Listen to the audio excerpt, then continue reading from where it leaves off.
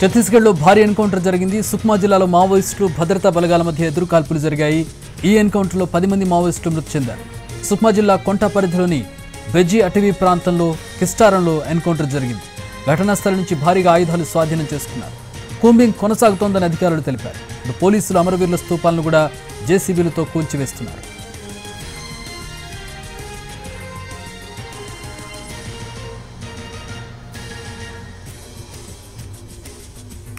ఒడిశా సరిహద్దులు దాటి ఛత్తీస్గఢ్లోకి మావోయిస్టులు ప్రవేశించినట్టు నిఘా వర్గాల నుంచి సమాచారం రావడంతో డీఆర్జీ బృందం తెల్లవారుజాము నుంచి కూంబింగ్ చేపట్టింది. దండకారణ్యంలో మావోయిస్టులు దాగున్న ప్రాంతాన్ని గుర్తించిన భద్రతా బలగాలు చుట్టుముట్టాయి. దీంతో భద్రతా బలగాలపై మావోయిస్టులు కాల్పులు జరిపారు. దీంతో భద్రతా బలగాలు కూడా ఎదురు కాల్పులు జరిపాయి. ఇప్పటి వరకు 10 మంది మావోయిస్టుల మృతదేహాలను గుర్తించినట్టు పోలీసులు తెలిపారు. ఘటనా స్థలంలో 3 ఆటోమేటిక్ రైఫిల్స్, AK-47తో పాటు పలు ఆయుధాలను స్వాధీనం చేసుకున్నారు. మృతుల్లో మావోయిస్టు అగ్రనేతలున్నట్టు తెలుస్తోంది. ప్రతినిధి భూపాల్ దీనికి సంబంధించి మరిన్ని వివరాలు అందించడానికి మనకి కాంటాక్ట్లో ఉన్నారు. భూపాల్, ప్రస్తుతం 10 మంది మావోయిస్టులు మృతదేహాలు లభించినట్టుగా తెలుస్తుంది. ఎంత ఉంది ఎక్స్పెక్టేషన్? ఏ స్థాయిలో మృతి చెందినట్టుగా తెలుస్తోంది? గాయపడిన వారు ఎవరన్నా ఉన్నారా? అలాగే అగ్రనేతలు ఉన్నట్టుగా తెలుస్తోంది. వారి వివరాలు ఏంటి? ఈ ఎన్కౌంటర్ సంబంధించి అంటే సుక్మా జిల్లా ఎన్కౌంటర్ సంబంధించి ఇది దాదాపుగా 2 రాష్ట్రాలకు సరిహద్దులు జరిగింది. అటు ఒరిస్సా రాష్ట్రం, అదేవిధంగా తెలంగాణ రాష్ట్రం, ఇటు ఛత్తీస్గఢ్ రాష్ట్రం. ఈ రాష్ట్రాల సరిహద్దులో ఉన్న ఈ ప్రాంతంలో జరిగింది. కొంత అదేవిధంగా అంటే ఇది చెప్పాలంటే తెలంగాణకి ఆంధ్రప్రదేశ్ కి సరిహద్దుల ప్రాంతంలో జరిగింది. అయితే ఇటు ఒరిస్సా రాష్ట్రం నుంచి ఇటు మావోయిస్టులు వచ్చారనే సమాచారం జరిగింది. వాస్తవానికి అబూజ్మట్ ఏరియా మీద మావోయిస్టులు అక్కడ ఎక్కువగా ఉన్నారని కేంద్రీకరణ భద్రతా బలగాలు పెట్టాయి. కానీ అటువైపు కాకుండా ఇంకా మైదాన ప్రాంతం వైపు కూడా మావోయిస్టులు వచ్చారనే సమాచారం తెలుసుకొని ఇటువైపున భద్రతా బలగాలు ఒక్కసారిగా దాడి చేశారు. అయితే ఈ రోజు తెల్లవారుజామున కూడా ఇటువైపు అంటే వెంకటాపురం ఏరియాలో వాజేడు దగ్గర ఒక 2 మావోయిస్టులు కూడా కాల్చి చంపిన ఘటన జరిగింది. ఒక్కసారిగానే ఇటువైపు ఈ సంఘటన, అదేవిధంగా ఇటు నక్సలైట్ల హతమయ్యే ఘటనలో 2 ఛత్తీస్గఢ్ సరిహద్దులో జరగడం కొంత ఆందోళనకరంగా, అదేవిధంగా మావోయిస్టుల వైపు నుంచి ఒక వాళ్ళకి భారీగా దెబ్బతలిగిందని చెప్పవచ్చు. అయితే ఈ ఎన్కౌంటర్ లో 10 మంది చనిపోయిన తర్వాత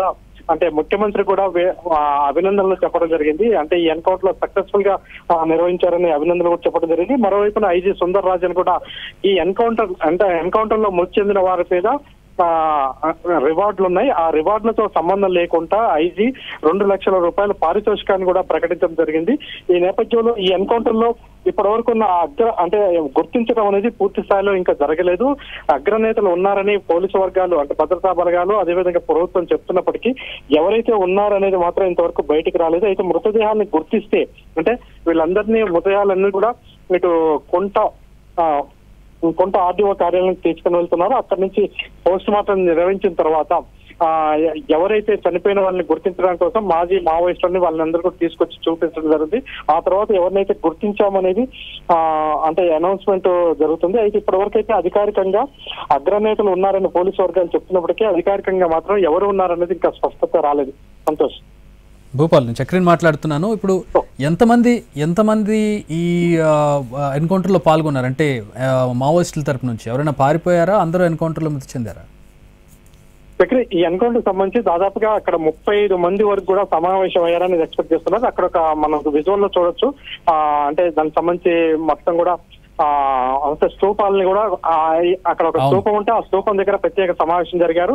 ఆ సమావేశం జరిగిన తర్వాత ఎన్కౌంటర్ జరిగిన తర్వాత ఒక 20 మంది వరకు పారిపోయి ఉంటారు, అంటే గాయపడి అదేవిధంగా పారిపోయి ఉంటారని ఎక్స్పెక్ట్ చేస్తున్నారు. అనంతరం ఆ స్తూపాన్ని కూడా అంటే పోలీసు వర్గాలు మొత్తం ప్రశ్నలు పెట్టి కూల్చివేయటం అనేది జరిగింది. ఈ నేపథ్యంలో ఇంకొక అంటే 20 మంది వరకు తప్పించుకున్నారని పోలీసు వర్గాలు చెప్తున్నారు. అయితే అది ఇప్పటి వరకు అయితే 10 మంది మృతదేహాలని స్వాధీనం చేసుకున్నట్లుగా పోలీసులు అయితే భద్రతా బలగాలు అయితే స్పష్టత చేయడం జరిగింది. సో మొత్తం 30 మంది ఇక్కడ సమావేశం అయితే 10 మంది ఎన్కౌంటర్ లో 10 మంది చనిపోయారు, 20 మంది తప్పించుకున్నారు. పోలీసులు చెప్పే రఫ్ ఇన్ఫర్మేషన్ ఇదే కదా? ఇప్పటి వరకు ఉన్న సమాచారం ప్రకారం ఐజీ సుందరరాజన్ చెప్పిన సమాచారం కూడా ఇప్పుడు 10 మంది చనిపోయినట్టు చెప్పారు. అదే విషయాన్ని ముఖ్యమంత్రి కూడా కన్ఫర్మ్ చేయడం జరిగింది. రైట్. ఇప్పుడు ఇంకొకటి, స్తూపాన్ని కూలగొట్టే విజువల్స్ కూడా మనం చూస్తున్నాం.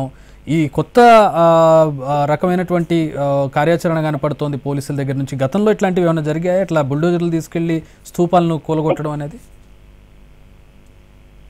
గతంలో కూడా జరిగింది. అంటే ఈ ప్రాంతం అంటే ప్రధానంగా దక్షిణ బస్తర్ జిల్లాలోని కాంకేర్, నారాయణపూర్, సుక్మా, దంతెవాడ ఈ ప్రాంతాల్లో మావోయిస్టు ప్రభావితం ఎక్కువగా ఉన్న ప్రాంతాల నుంచి గతంలో కుంట పరిధిలోకి కూడా ఎవరు వెళ్ళలేని పరిస్థితి, పోలీసు బలగాలు వెళ్ళలేని పరిస్థితి ఉంది. అంటే తెలంగాణ ప్రాంతం నుంచి ఇప్పుడు అట్లా కాకుండా దాదాపు ముఖ్యమైన అంటే మావోయిస్టులు ఉన్న ప్రభావితం ఉన్న ప్రాంతాలకి దాదాపుగా 300 కిలోమీటర్ల దూరం వైపు అంటే అబుజ్మడ్ వైపు కూడా పోలీసు భద్రతా బలగాలు దూసుకొని వెళ్తున్న పరిస్థితి ఉంది. ఈ నేపథ్యంలో ప్రతి చోట అంటే ఒక ఎన్కౌంటర్ లో ఎవరైనా చనిపోయినా అదేవిధంగా మావోయిస్టుల అమరుల స్తూపాలు అనేది పెద్ద సంఖ్యలో ఛత్తీస్గఢ్ రాష్ట్రంలో, ఇటు ఛత్తీస్గఢ్ అదేవిధంగా అంటే దాదాపు ఇటు తెలంగాణ, ఒరిస్సా ఈ రాష్ట్రాల సరిహద్దులో అనేక ప్రాంతాల్లో స్తూపాలు ఉండేది. అయితే ఇటీవల కాలంలో మొత్తం కూడా ఈ స్తూపాలన్నీ కూల్చివేయడం అనేది కూడా ఒక కార్యక్రమంగా పెట్టుకున్నారు. ఎందుకంటే ఒక ఎన్కౌంటర్ జరిగిన తర్వాత ఆ అంటే మావోయిస్టులు చనిపోయినప్పుడు కానీ వారోత్సవాలు జరిగినప్పుడు కానీ ఆ స్తూపాల వద్ద పెద్ద పెద్ద కార్యక్రమాల్ని అంటే పాటలు పాడటం,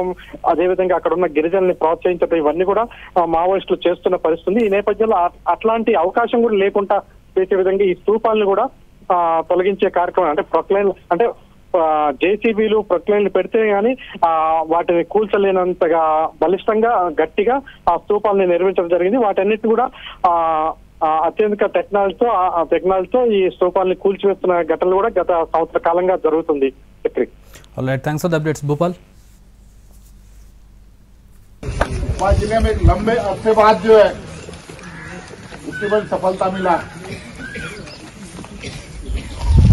आज लगा मेरे को मैं यहाँ का